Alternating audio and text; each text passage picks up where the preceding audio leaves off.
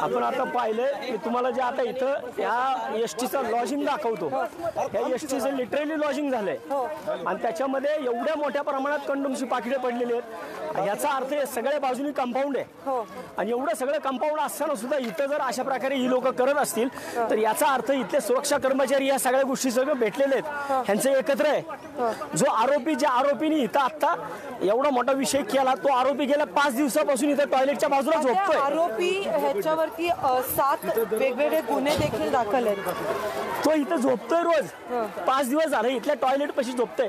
तुम्ही इथं बघा, साडी बघा, इथं साडी, इथं बघा, तिथं बेडशीट आहे। आतमध्ये जाऊन जर तुम्ही बघितलं ना, सगळी कंडोमची पाकिटे पडलेली आहेत ह्या गाडीमध्ये। ही गाडी आता आम्हाला सांगितलं ह्या सगळ्या गाड्यांमध्ये तशा प्रकारचे अवैध प्रकार चालतात। याचा अर्थ जर इथं अवैध प्रकार चालतात आणि ते ह्या शिष्यांच्या आतमध्ये चालतात, म्हणजे इथले सुरक्षा कर्मचारी या सगळ्या लोकांसंग भेटलेले आहेत। तुम्ही आता त्यामुळेच तिकडचं केंद्र, म्हणूनच जर सुरक्षा कर्मचारी अशा प्रकारे चुकीचं काम करत असतील तर त्या सुरक्षा कर्मचाऱ्यांना त्या सुरक्षा केबिनमध्ये बसायचा अधिकार नाहीये। आता नीलम गोरे देखील याचं या सगळ्याची पाहणी करून गेले, पण ते त्यांनी ब्रीफिंग घेतलं उपायुक्त। आम्ही शिवसेना उद्धव बाळासाहेब ठाकरे ब्रीफिंग वगैरे करत नाही, आम्ही अशा पद्धतीने काम करतो।